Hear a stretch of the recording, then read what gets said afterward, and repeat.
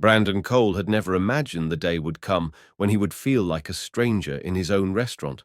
Yet here he was, standing in the softly lit foyer of Silver Oak Bistro, the very restaurant he built from scratch 15 years ago, being subtly dismissed by the very staff he'd once trained with pride. The decision to go undercover hadn't been planned in a boardroom or plotted like some dramatic operation. It was a gut instinct, something that tugged at him after reading a growing number of online reviews that painted a confusing picture. Some customers praised the food as life-changing and the service as flawless. Others described being ignored, receiving cold plates, and even being told they didn't qualify for certain menu items. The inconsistency disturbed Brandon deeply. He had always believed that hospitality should be universal, that every guest, regardless of appearance, income, or influence, deserved a five-star experience. Determined to see the truth with his own eyes, Brandon decided to become unrecognizable. He traded his usual tailored suits for thrift store jeans, a faded button-down shirt, and a ball cap pulled low. A few days' stubble and some aging stage makeup remnants from his old college theater days completed the transformation. He practiced his posture in the mirror until he no longer looked like the confident CEO, but rather a weary man simply hoping for a good meal. When he finally stepped through the doors of Silver Oak Bistro, no one blinked, no one recognized him, and that at first seemed like a success. But almost immediately something felt off. The warm atmosphere he had cultivated over the years, the heartfelt greetings, the subtle but attentive service, had been replaced with something colder, more mechanical. The hostess, a woman named Claire, who had worked there for 3 years, gave him a quick once-over and barely managed to smile. She didn't offer to take his coat or ask if he had a reservation. Instead, she motioned vaguely toward the bar area. "We're a little busy right now," she said. "You can wait over there." Brandon took a seat quietly, his heart sinking. That wasn't how things were supposed to work here. Courtesy wasn't optional. It was one of the founding principles. As he sat at the bar observing the flow of the evening, the disparities in treatment became glaringly obvious. Well-dressed patrons were being warmly greeted and personally escorted into the main dining room by the manager himself. Others, those who dressed more modestly or arrived alone, were seated near the kitchen or shuffled off to corners of the restaurant where the lighting was dimmer and the service appeared noticeably slower. Brandon's eyes narrowed as he realized there seemed to be an unspoken system of segregation at play. It wasn't based on reservations or wait lists. It was based on appearance and perceived worth. That idea horrified him. When a waiter named Josh approached Brandon, decided to test the waters. "Could I get the truffle risotto and a glass of the house red?" he asked casually. Josh hesitated. His eyes flickered toward the manager's station, then back to Brandon. "I'm sorry, sir," he said carefully. "That part of the menu isn't available in this section. Maybe you'd prefer something from our casual menu." He handed Brandon a small laminated card that listed just 5 items, none of which were familiar or aligned with the core Silver Oak menu. Brandon blinked in disbelief. Casual menu, restricted areas of the menu based on where you were seated. The realization hit him hard. His restaurant, once a symbol of fairness and shared experience, had become a place of silent exclusion. He had fought for years to make Silver Oak Bistro a beacon of accessible luxury, a space where first dates, family dinners, business meetings, and quiet solo meals all felt equally welcome. Now it was being run like an exclusive club with invisible rules and veiled hierarchies. The worst part. It wasn't just the food or wine that was being rationed. It was the very essence of hospitality, the human dignity that should be offered to every guest the moment they walk through the door. Sitting in silence, Brandon realized this wasn't just a matter of declining standards. This was deeper, cultural, systemic, and it was happening right under his nose. For years he had focused on expansion, spending more time at new locations and trusting his team to maintain the values he'd instilled. Somewhere along the line that trust had been broken. But now that he was here, seeing it, feeling it, he knew one thing for certain. The time for distant leadership was over. It was time to return, not as a boss sitting behind a desk, but as a witness to what had gone wrong, and more importantly, as the one responsible for setting it right. As Brandon sat quietly at the bar, his eyes scanned the familiar yet unsettling scene unfolding before him. The Silver Oak Bistro he had once known, where every guest was treated like family, now felt like a stage play where only certain actors got the spotlight. A young couple in designer outfits breezed through the entrance, greeted almost immediately by the floor manager. Tyler Brooks. Brandon watched as Tyler smiled, broadly clapped the man on the shoulder, and welcomed them by name, Mr. And Mrs. Langston, we've reserved your favorite table, and of course we've set aside that Napa Valley Cabernet you loved last time. It was polished, it was personal, and it was performed with theatrical precision. The staff around Tyler moved with speed and elegance, adjusting the lighting, fluffing the napkins, and presenting menus bound in fine leather. Meanwhile, across the dining room, a solo diner in a plain windbreaker raised his hand for assistance for nearly 5 minutes before someone noticed. When a server finally arrived, it was with an expression of polite irritation, and her tone was flat. "What can I get you?" she asked, not offering any recommendations, not inquiring about dietary preferences. The man hesitated, looking around clearly, unsure if he belonged. Brandon's stomach turned. This wasn't just a bad night. This was a pattern, a system. People who appeared wealthy or influential were being showered with attention, while others, those who didn't look the part, were being treated like they were doing the staff a favor by showing up. Brandon began to make a mental list of the differences. VIP guests were escorted personally to the main dining area, where the lighting was soft and flattering. The tableware gleamed, and fresh flowers stood in crystal vases. Their wine was poured tableside with care, every detail explained by a sommelier with a smile. Meanwhile, the regular guests were ushered toward a secondary section near the kitchen, where the lighting was harsh, the tablecloths a little less crisp, and the music barely audible over the clatter of dishes from the back. Even the menus were different. The main room had the full list of offerings printed elegantly and bound in leather, while the other section was handed a shorter laminated sheet with faded ink and half the choices. The difference extended beyond service, it reached into the food itself. From his vantage point, Brandon could see the dishes being delivered to each side.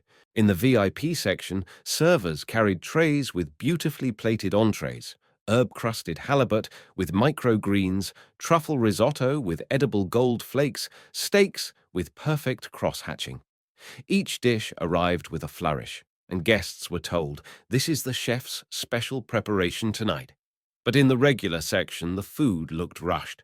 Salads were wilted, plates were chipped, and sauces dripped unevenly off the edges. One server nearly dropped a plate in front of an older couple and walked away without a word.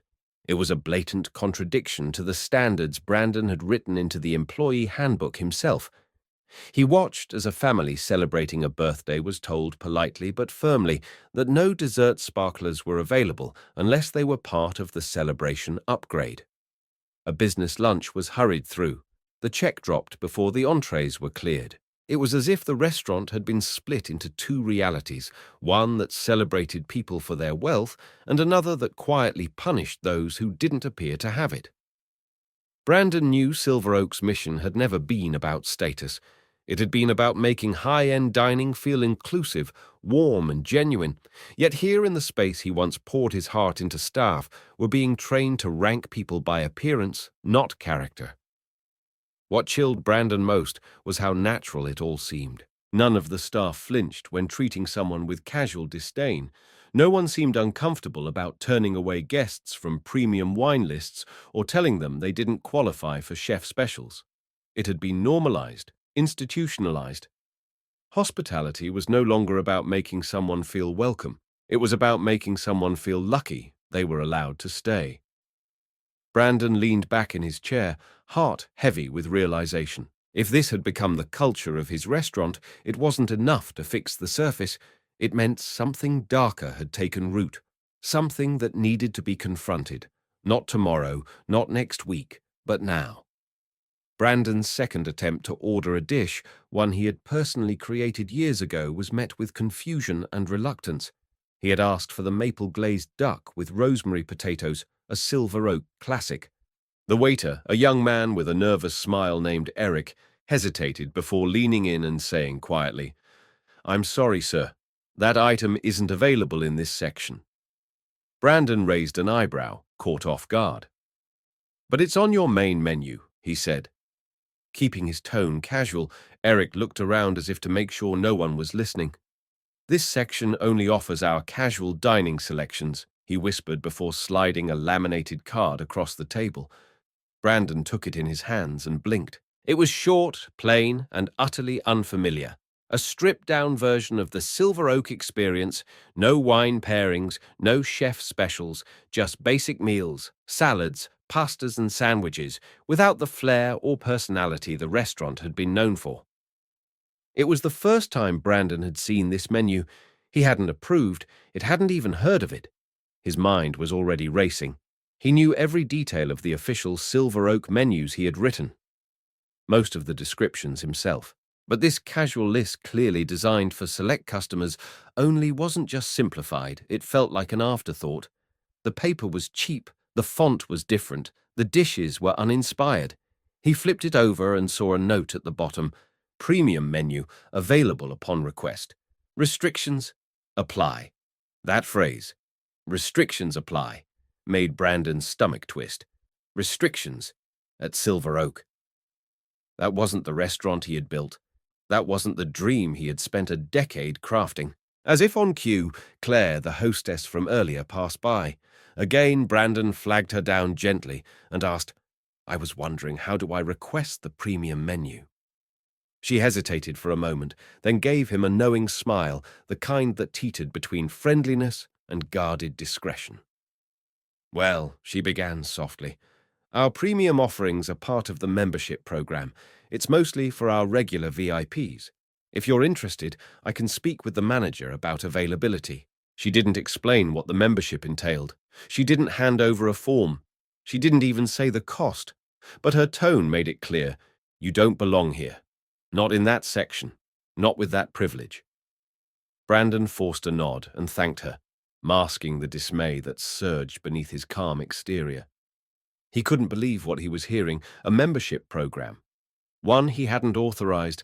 That alone would have been cause for concern. But it was the way the staff spoke about it that stung the most. The deliberate secrecy. The vague answers. The assumption that he dressed as a modest customer, didn't have the right to know more. Brandon sat back and thought about what the restaurant was becoming. This wasn't a loyalty club or a perks system for frequent guests. This was a paywall, a gate, a silent judgment about who deserved hospitality and who didn't.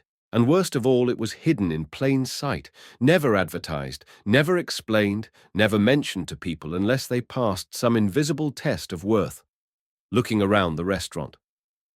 Now he began to see signs everywhere, discreet nods between staff, when well-dressed guests walked in wine menus that appeared and disappeared based on a customer's watch or shoes, dishes that were only mentioned if someone knew what to ask for. And every one of these clues pointed to a system built on secrecy and manipulation. Brandon's blood ran cold as he realized the truth. Silver Oak Bistro had been hijacked by a culture of elitism, hiding behind policies he never approved and executing a dining experience based on silent segregation. It was one thing to see service levels fall or staff become complacent, but this was calculated, organized, executed with intent. Someone had built this new system deliberately, and worse, had done so behind his back. Brandon felt betrayed, not just by the people he had trusted to run the restaurant in his absence, but by the very foundation of what Silver Oak was supposed to be. He had envisioned a place where fine dining was demystified, where luxury didn't mean exclusivity, and where food brought people together instead of pushing them apart. Now, instead of fostering inclusion, his restaurant had become a tool for quiet division, and it was clear someone had rewritten the rules while he was away. Brandon had just begun to process the quiet stratification of his once equal dining room when the front doors opened again, and in walked a man who seemed to confirm everything: Richard Langston. The name alone carried weight in the city, real estate magnate, investor, philanthropist when it suited him. Brandon had met him once at a charity gala and found him polished, charming, and entirely transactional. Tonight Richard strolled into Silver Oak Bistro as if he owned the place. He didn't need to check in. He didn't need to wait. Tyler Brooks, the general manager, materialized out of nowhere, adjusting his tie and smoothing his blazer with a smile that was just a little too eager. "Mr. Langston, always a pleasure. Your table is ready, of course, and as requested, we've set aside the burgundy from your last visit." Brandon's eyes followed the interaction with growing unease, the way Tyler hovered, how the other staff subtly stepped aside when Richard passed. It was choreographed, engineered. This wasn't hospitality. It was deference, and not the kind born from respect, but from calculation. As Richard and his guests were escorted into the prime dining space, Brandon noticed a brief exchange almost too subtle to catch. Richard slipped a white envelope into Tyler's jacket pocket. It was done casually, like a magician's sleight of hand, but the gesture was unmistakable. Tyler didn't flinch. He gave a slight nod and moved on. Brandon's gut twisted. This wasn't about tipping. This was about access, payment for preference, and it was happening in his restaurant. As the evening unfolded, the pattern became more and more obvious. VIP guests weren't just getting better service, they were being ushered into an entirely different world. A waiter approached Richard's table with a leather-bound menu unlike the ones Brandon had seen earlier. It was dark green, embossed in gold, and clearly custom. Brandon leaned forward, watching as the pages were turned.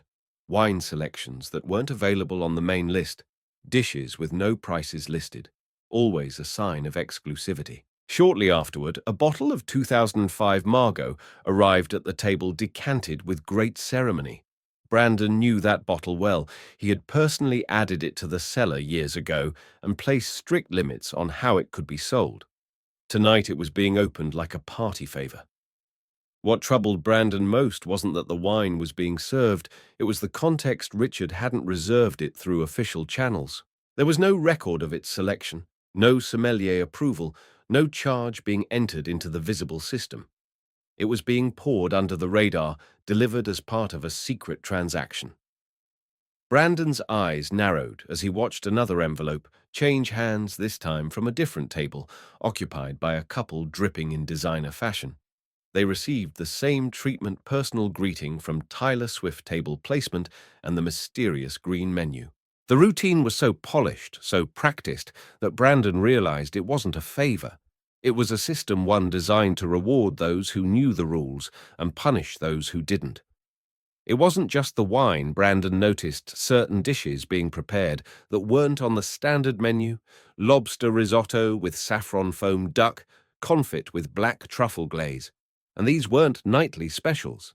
These were creations he'd once envisioned as seasonal experiments, long retired due to cost. Yet here they were revived and served only to those who paid in envelopes and backroom nods. He watched as a waiter passed by with a cheese trolley, something Silver Oak had discontinued 2 years ago. Yet it rolled directly to Richard's table with quiet elegance. Nothing about this was accidental. These privileges were being sold, packaged in secrecy, priced in cash, and delivered in quiet corners, far from the eyes of most patrons. Brandon leaned back, overwhelmed not just by anger, but by a sense of betrayal that struck deeper than he'd expected. This wasn't just about policy violations or managerial overreach. This was about the soul of his restaurant. Silver Oak had been born out of a dream to make fine dining welcoming, joyful, and equal. But under Tyler Brooks, it had been warped into a marketplace for privilege. Customers weren't being served better because they were loyal or respectful or appreciative. They were being served better because they paid for it off the books in secret through a manager who had quietly monetized Brandon's reputation. And worst of all, no one had stopped it. Not the waiters, not the hosts, not even the chefs, because once a system like that is in place and money begins to flow, silence becomes the only safe response. The deeper Brandon looked, the clearer the contrast became. Silver Oak Bistro hadn't just developed a culture of favoritism, it had physically reshaped itself into two different restaurants under the same roof. One was bathed in soft ambient lighting, where each table was spaced just far enough apart to allow privacy, but close enough to maintain a social hum. This was the main dining room. The walls were lined with subtle art, the flatware gleamed beneath the glow of chandeliers, and every movement of the staff felt like choreography. Servers in tailored black uniforms glided between tables, wine bottles cradled like sacred offerings, napkins folded with ceremony after every course. It was the kind of experience Brandon had once dreamed of giving everyone who walked through his doors. But a few steps away, separated only by a change in carpet color and a half wall adorned with potted plants, sat the regular section. It was dimmer, louder, and somehow colder, despite the same HVAC system. The tablecloths were wrinkled, if there were any at all. The plates, Brandon noticed, were not only mismatched in some cases, but chipped along the edges. Forks bore dull scratches, and the water glasses had visible hard water stains.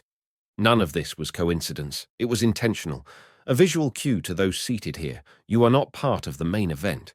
The psychological impact was immediate, and Brandon could see it etched on every guest's face.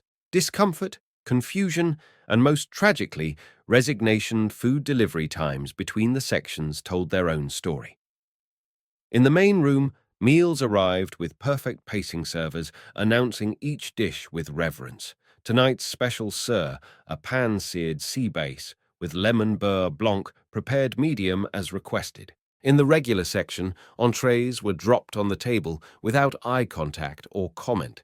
Once Brandon timed it, nearly 25 minutes passed between his appetizer and main course, while a nearby VIP table cycled through 3 courses in that same span.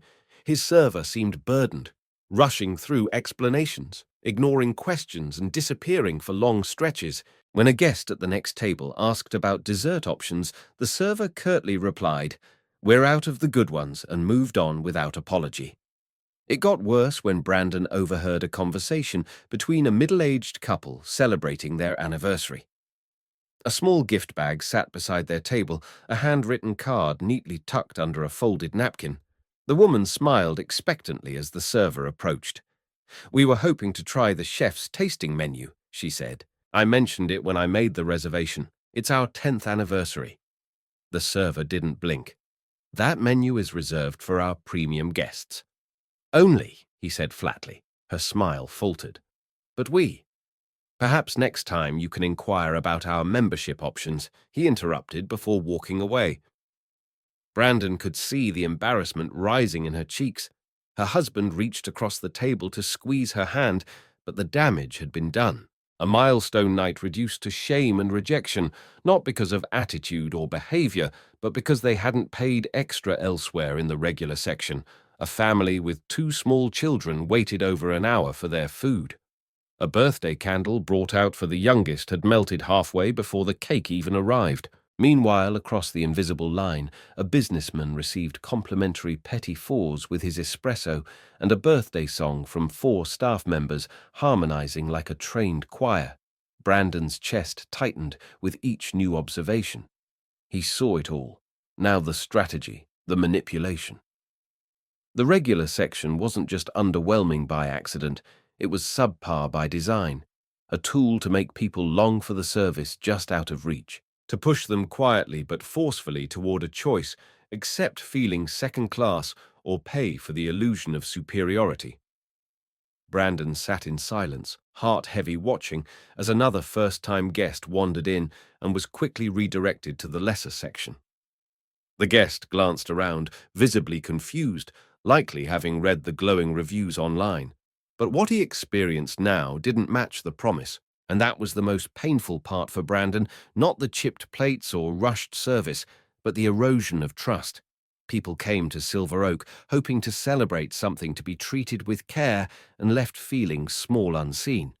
This was no longer about food or ambiance, it was about dignity, and that above all was something Brandon could never allow his restaurant to strip away again. As Brandon continued his quiet investigation from the shadows of Silver Oak Bistro's lesser-known section, the layers of deception began to peel away. It started subtly, a hushed conversation near the bar between two waiters, their words barely audible over the din of cutlery and conversation. "That's the third envelope tonight," one whispered, sliding something under a linen napkin. "No wonder he can afford that new BMW." The other gave a nervous laugh and glanced toward the office door near the back hallway, the one Brandon knew well. That door hadn't changed, but what was happening behind it clearly had, and it had nothing to do with food or hospitality. Brandon felt the first stab of realization. This wasn't just about special menus or class-based seating. This was organized, coordinated, and far more sinister than he had feared. He waited until the dining room began to clear for the night and slipped toward the hallway leading to the administrative wing. Pretending to be looking for the restroom, he lingered near the cracked office door. Inside, he heard the voice of Tyler Brooks, calm and smug, speaking to someone Brandon couldn't identify.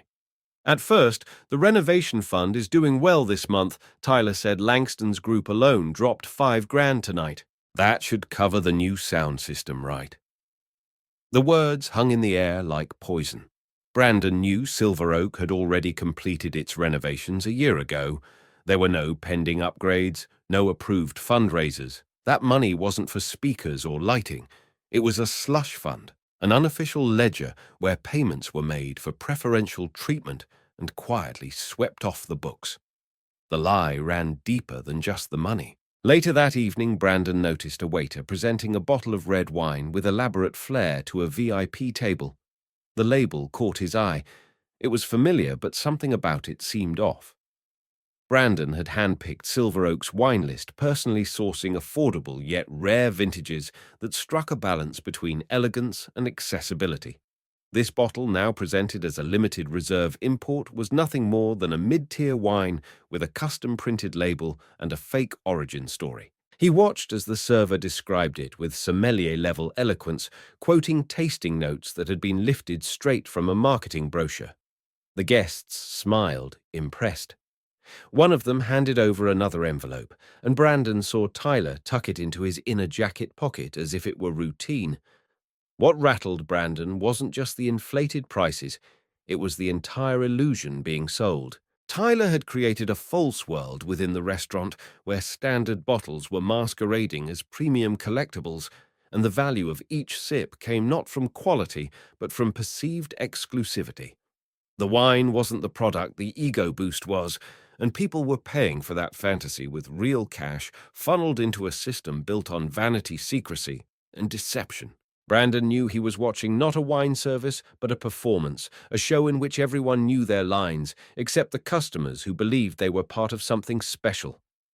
Determined to see how far it went, Brandon waited until Tyler left his office for a few minutes and carefully made his way inside. The layout hadn't changed, but behind a stack of ledgers and framed accolades, Brandon discovered something new, a wall-mounted cabinet locked but not latched completely. Inside were rows of envelopes stacked neatly, each marked with handwritten initials and dates. It wasn't part of the restaurant's accounting system. There were no invoices, no receipts, no bank slips, just cash. Tens of thousands in bundled notes. Alongside the cash were scribbled notes detailing which guests had donated to the so-called renovation fund and which wines or perks they had received in return. Brandon closed the cabinet gently and stepped back, pulse racing. The safe wasn't just hiding money, it was storing evidence of a long-running fraud scheme that touched every corner of his business. As he walked out into the now quiet restaurant, Brandon felt the weight of betrayal settle on his shoulders. Silver Oak Bistro had once been a labor of love, a dream fueled by long nights, honest partnerships, and a belief that fine dining could be democratic. But what it had become under Tyler Brooks was a front-A mask, a place where dignity was bought, truth was bent, and loyalty was measured not in service but in silence. The envelopes, the fake wine, the secret menus, they were all just symptoms of a deeper disease, a leadership culture that prioritized personal gain over shared values. And Brandon knew that if he didn't act soon, the rot would spread until there was nothing left to save. Brandon had seen enough to understand that the surface problems at Silver Oak were just the tip of something far more calculated. But what disturbed him most wasn't the bribes or even the forged labels. It was the way mediocrity had been weaponized. It wasn't that the regular section of the restaurant was underperforming by accident. It had been designed to fail. One evening, hidden behind a privacy partition near the staff prep area, Brandon overheard Tyler conducting a meeting with a select group of servers. His voice was calm, rehearsed, almost motivational. The regular section, he told them, is our conversion funnel. You don't need to be rude, but don't waste energy. Longer wait times, fewer menu options, limited attention. When they complain, and they will, that's your opportunity to guide them toward premium. The strategy was chilling in its simplicity. Make the experience for non-members just tolerable enough to keep them seated, but uncomfortable enough to make them question whether they belonged. Servers were told not to offer wine pairings to delay bread service and to avoid eye contact unless necessary. Certain tables were deliberately understaffed, and when customers voiced concerns, the response was never an apology. It was a pitch. If you'd like faster service, staff were instructed to say, you may want to consider our priority guest experience. Tyler had even developed a script short, non-committal, vague on pricing, but full of promises. It wasn't about explaining benefits. It was about dangling relief. Brandon recognized the tactic instantly. It was the same psychological bait used by salespeople who preyed on discomfort to close a deal. What made it all worse was how effective it had become. Brandon watched as families celebrating special occasions were pushed toward upgrades simply to avoid being ignored. Guests who had once loved the cozy, unpretentious charm of Silver Oak were now paying hundreds more just to feel seen. Even long-time regulars, people who had supported the restaurant since its early days, were being worn down by slow service and condescending smiles. The dignity they once took for granted had been quietly stripped away and repackaged with a price tag.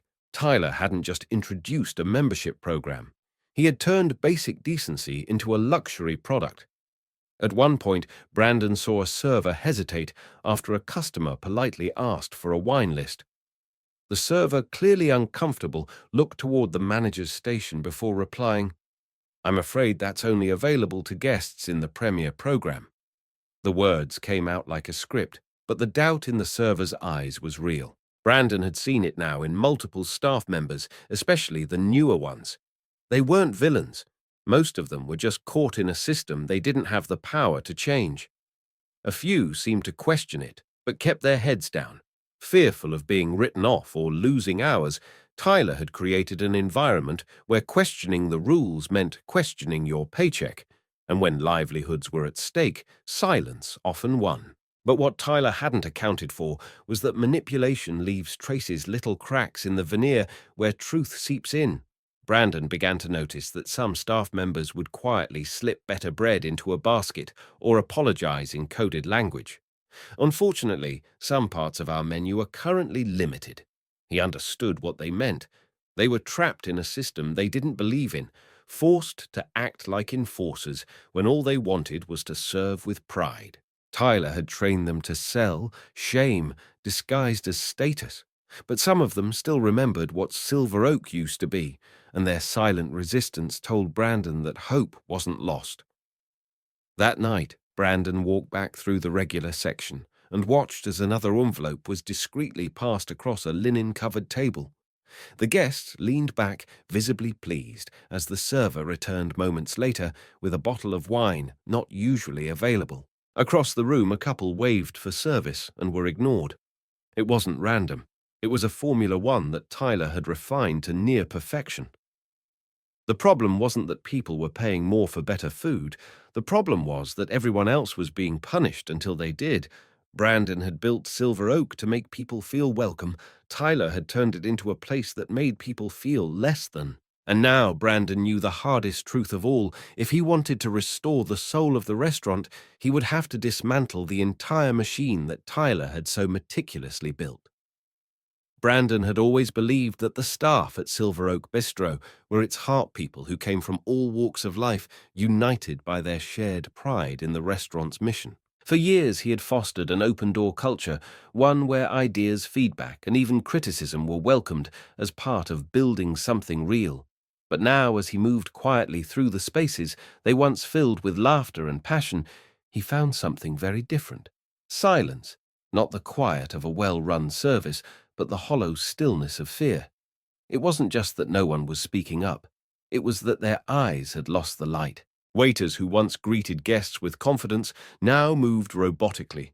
Chefs who once took pride in every plate now worked with their heads down, avoiding even casual conversation. Something had crushed their spirit, and Brandon was about to learn just how calculated that crushing had been. It began with a whisper, a brief, fearful exchange in the service hallway between a young hostess and a barback, one that Brandon only caught because he happened to be checking the linen supply nearby. "Did you hear what happened to Lisa?" the hostess said, her voice trembling. "She asked too many questions about the wine list, and now she's been referred to treatment." The barback shook his head. "She doesn't even drink." Everyone knows that Brandon froze. Lisa was the restaurant's sommelier, a passionate and disciplined professional with a spotless record, but she had been missing for over a week, supposedly taking a leave of absence for rehab. Now, it was clear she hadn't been struggling. She had been silenced, and the method, fake documentation, rumors, character assassination. Tyler wasn't just enforcing silence, he was weaponizing personal lives. Brandon dug deeper, reaching out discreetly to former staff members who had mysteriously disappeared from Silver Oak in recent months. One, a former line cook named Drew, revealed that he had tried to submit a formal complaint about unethical supplier invoices.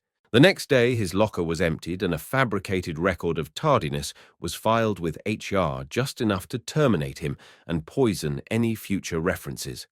Another, a pastry chef named Yvonne, had discovered that her paycheck deductions didn't match her hours. When she questioned it, Tyler called her into a closed-door meeting and presented printed screenshots of her private messages taken without consent. Brandon's blood boiled as the pieces came together. Tyler had built not just a corrupt business system, but a regime one that operated on fear surveillance and absolute control. What shocked Brandon even more was how pervasive the manipulation had become. Tyler had informants handpicked staff members rewarded with extra shifts, better tips or protection, who monitored others and reported dissent. Emails meant for Brandon were intercepted before they reached his inbox. Staff meetings were recorded. Even casual jokes about the VIP system were met with veiled threats. Brandon spoke to Josh, the waiter, who had first denied him service, hoping for honesty. At first, Josh was hesitant, his body stiff with caution, but eventually the truth spilled out. "We've all been scared," he said quietly. "Tyler has files on everyone who? Their dating? Their debt? Their immigration status? Anything he can use. And the worst part is, he doesn't even have to use it. Just the threat is enough." Brandon began to see his employees differently after that, not as complicit players in Tyler's scheme, but as victims, survivors.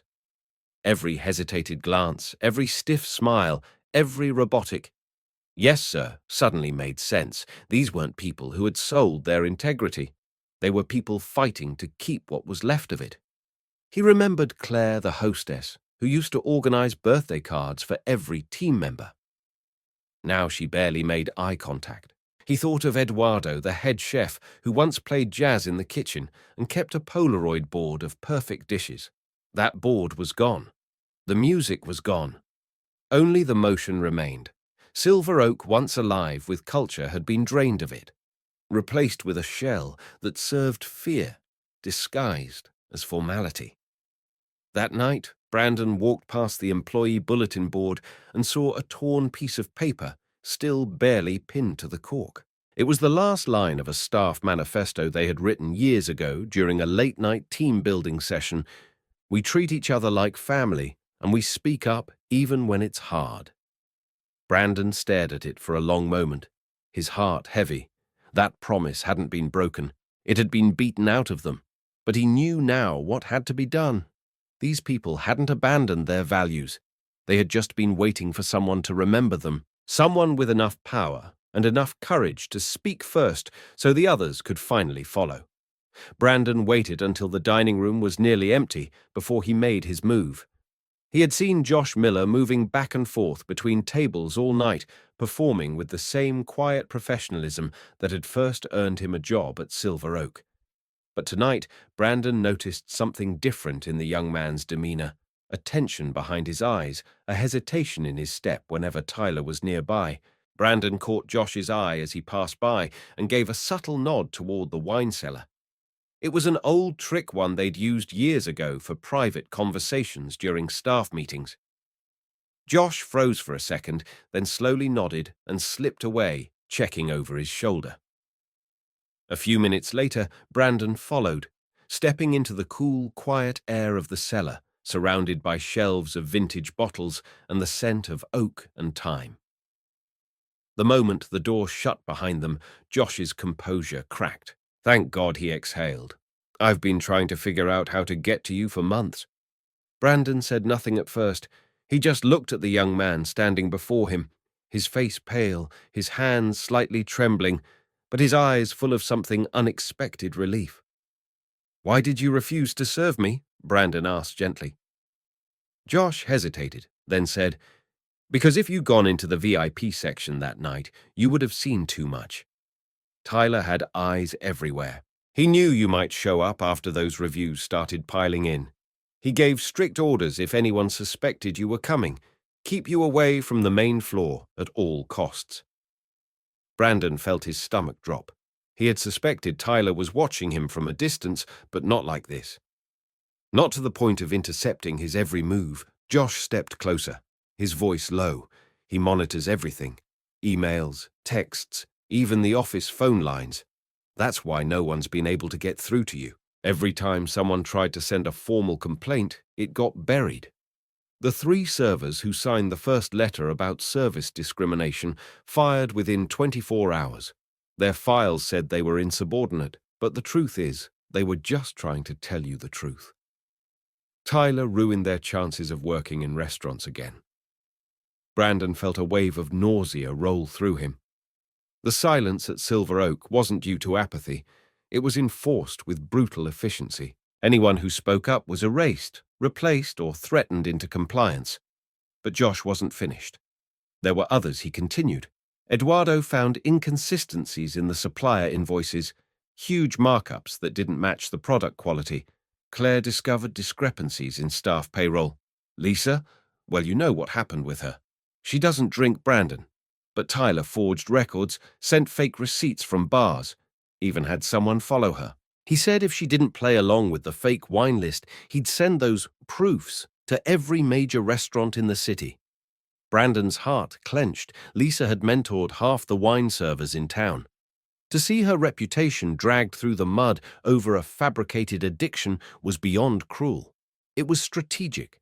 Psychological warfare designed to isolate and discredit the very people who held the restaurant together. Josh leaned back against a wooden barrel, his voice softer now. "We started documenting things in secret. Eduardo kept a private folder. I took photos. Sarah, in accounting, tried to back up the financials off-site, but Tyler's tech guy caught her logging in from home. She was gone by the next morning. No warning, no goodbye. The weight of it all pressed in like the walls themselves were listening, but through the fear there was something else: conviction. Josh wasn't just venting, he was opening a door, offering Brandon a chance to fight back. "We tried to hold on to the original Silver Oak." Josh whispered, "But we couldn't do it alone. You built something that meant something. We were just trying to protect it." The only way we knew how Brandon looked at him for a long time before replying. "And you did," he said.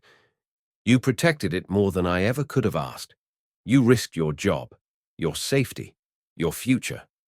Josh looked away, uncomfortable with the praise. "I just didn't want to lose the place that gave me purpose."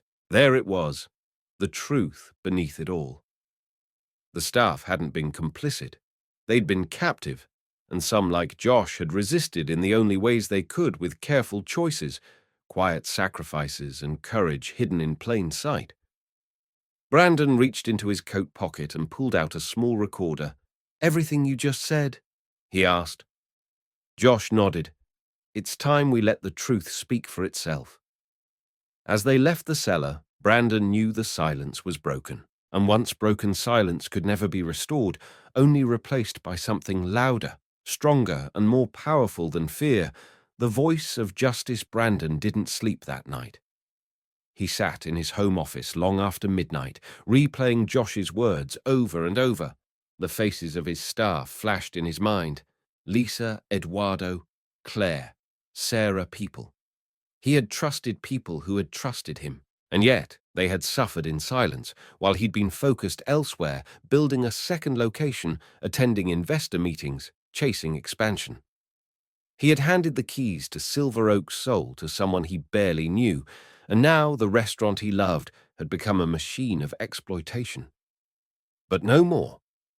The truth wasn't just whispered, now it had a voice, a shape, and slowly a paper trail.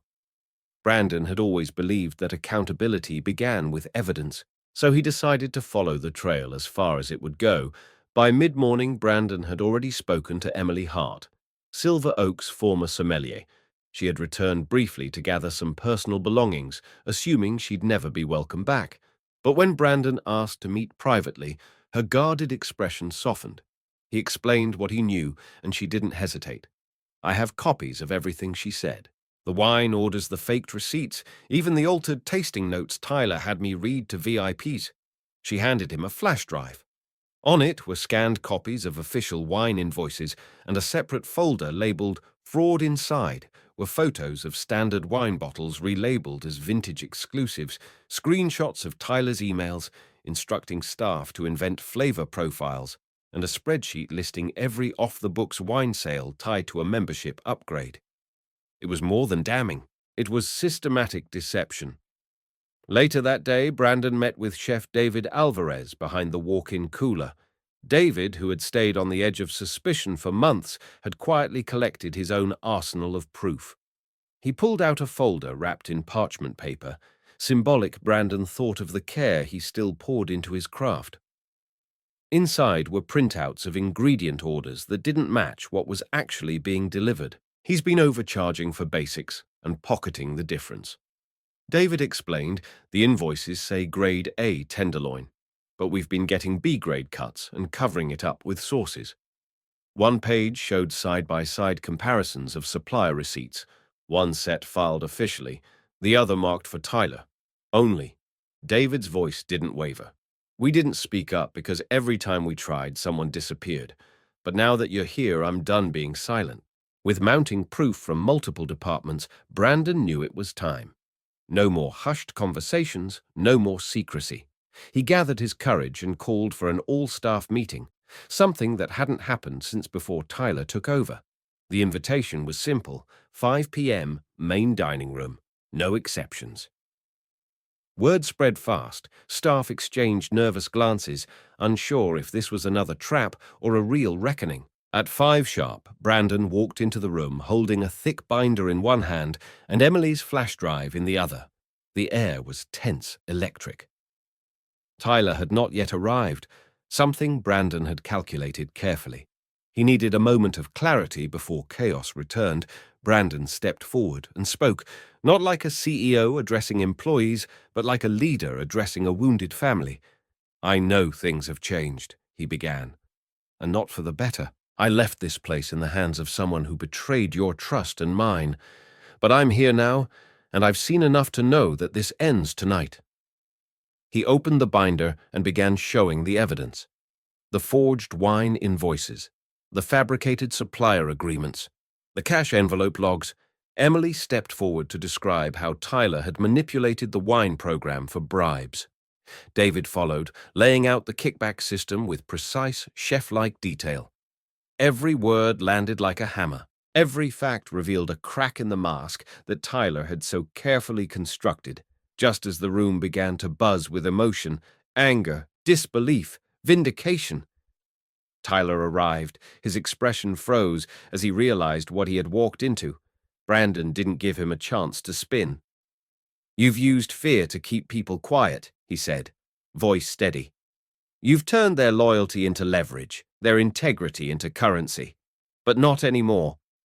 Tyler laughed, mocking, dismissive. You think a few accusations and spreadsheets are enough to bring me down? Brandon simply held up the flash drive. This isn't just data. It's the story of every lie you've told, and the truth we're about to restore. Around the room, hands began to rise one by one. Employees who had been afraid to speak began to stand. For months, they had been waiting for permission to be honest. Now, with Brandon leading them, they had finally found their voice. The atmosphere in the main dining room had shifted. What had started as a simple staff meeting had transformed into a reckoning. Brandon stood firm at the center, surrounded by employees who moments earlier had been afraid to breathe too loudly under Tyler's rule, but now something had broken free. The binder of evidence lay open on a linen-covered table, the flash drive already loaded into a laptop connected to the restaurant's sound system. Brandon took a breath, steadying himself. Before anyone tries to deny what's been happening here, he said, locking eyes with Tyler. I think it's time we all listen to your own words. He pressed play. Tyler's voice filled the room, cool, confident, and damning. On the recording, he spoke casually about altering invoices, padding supplier costs, and creating a premium wine program with inflated labels. They'll pay anything, Tyler's voice said with a smug laugh. Just give the bottle a French name and a story about an underground cellar in Bordeaux. They eat it up. And as long as the cash keeps flowing, nobody asks questions. The room went silent. Servers, cooks, hosts, and dishwashers stood frozen, some with eyes wide in disbelief, others nodding grimly. It wasn't just suspicion anymore, it was confirmation. Tyler looked around, his smirk faltering as the reality of the moment began to sink in. Then came the wave. Eduardo stepped forward from the back of the crowd, holding a folder of printed supplier contracts. Here, he said, placing them on the table. These are the original invoices, compared to the ones we were told to submit. Emily Hart joined him next, presenting her digital documentation, emails, wine order logs, and the fake-tasting profiles Tyler had written himself. He told me to lie to people about what they were drinking. She said, he even forged labels to make it look like we were pouring limited reserves.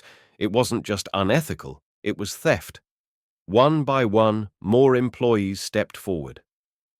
Sarah from accounting, who had secretly saved financial records, Claire, the hostess, who had screenshots of schedule manipulation and guest seating preferences based on appearance. Even junior staff added their voices, text messages, photos, voice memos, a growing mountain of truth. Tyler stood still, his expression souring by the second. This is a setup, he snapped. None of this will hold up in court. It's hearsay, Brandon calmly replied. You're right. It would be, if it were just hearsay. He turned toward the dining room doors just as they opened. Two figures entered. One was a woman in a tailored blazer. Dark hair pulled back, a badge clipped to her belt. Detective Hannah Roberts, Financial Crimes Division. The other was Kelsey Cole Brandon's sister, and a licensed forensic accountant holding a black case file marked with the Silver Oak logo. You remember. Kelsey Brandon said, you turned her away at the door a few weeks ago. You assumed she was just another guest who didn't meet your standard. Tyler's face went pale. She's been auditing your forged documents for days, Brandon added, and Detective Roberts has been listening in on everything. Kelsey stepped forward and opened her folder, presenting page after page of forensic breakdowns, bank transfers, cash logs, mismatched vendor receipts. We traced every off-the-books transaction, every envelope payment, and every discrepancy between your premium renovation fund and actual business expenses, she said coolly. You didn't just run an unauthorized pricing scheme. Mr. Brooks, you committed fraud, tax evasion, and knowingly operated an illegal gambling event under a licensed food establishment. Tyler's breath caught as the handcuffs came out. Detective Roberts didn't wait for him to respond. Tyler Brooks, she said clearly. You are under arrest for fraud, embezzlement, tax evasion, unlawful surveillance, and obstruction of justice. Anything you say can and will be used against you in a court of law. As she read him his rights, the restaurant fell into stunned silence. but not fear relief. Tyler didn't go quietly. "You'll regret this." He spat at Brandon. "You'll destroy this place. All those customers who thought they were special when they find out the truth. They'll never come back." Brandon didn't flinch. Silver Oak was never about making people feel superior. He said it was about making them feel seen, respected. You turned dignity into a commodity, and now you're paying the price. As Tyler was led out the front door in handcuffs, the staff didn't cheer, they didn't shout, they just stood together unified for the first time in months, and Brandon knew this wasn't the end of a story. It was the start of a new one built on truth, respect, and the power of voices that would never be silenced again. The morning after Tyler Brooks was escorted out in handcuffs, the dining room at Silver Oak Bistro stood in eerie stillness. The linen napkins had yet to be folded, the chairs were still turned upside down on the tables, and the air carried a strange kind of quiet, a silence not of fear, but of anticipation. Brandon arrived just after sunrise, his footsteps echoing against the polished floors. He paused in the center of the room and took it all in the subtle remnants of the past few months, the partition dividing the dining areas, the wine cabinet with its fraudulent labels, the leather-bound executive menus resting beside a shelf of unused linen. It all had to go. Without hesitation, he walked over to the velvet rope separating the VIP section and unlatched them one by one. Then he began pulling the partitions down with his own hands. One by one, staff members arrived. First Josh, then Emily, then Eduardo, and without a word they joined him. Dismantling the physical barriers was more than symbolic. It was a promise. That morning, the team gathered around a table in the now unified dining space. Brandon stood at the head, no longer just a business owner, but a restorer of culture. "This restaurant is more than a building," he told them. "It's a reflection of who we are. And from this day forward, we rebuild it together with honesty, equality, and respect." He turned to Josh, the young waiter who had risked everything to protect the truth. "Josh, your loyalty, your judgment, and your courage kept the heart of this place alive. I want you to take over as our service director. You'll lead front-of-house operations, not just with skill, but with the integrity this team deserves." Josh's eyes widened, overwhelmed by the weight of trust being placed on his shoulders. Across the room, Emily smiled through tears as Brandon added, "And Emily, I want you to head our wine program your way. No smoke, no mirrors, just real wine. Honestly described, priced fairly, and served with passion." Within hours, the restaurant began to feel different. Eduardo returned to the kitchen and immediately scrapped Tyler's dual prep procedures. From now on, he announced to the crew, "We make every dish like it's for family. No more second-tier ingredients, no more shortcuts. If it's not good enough for one table, it's not good enough for any." He reopened the Polaroid board and together with the team began snapping photos of new dishes made the right way. In the front of house, Claire redesigned the table chart. No priority seating, no hidden tiers, no preferred status. Every guest who walked through the door would be treated equally.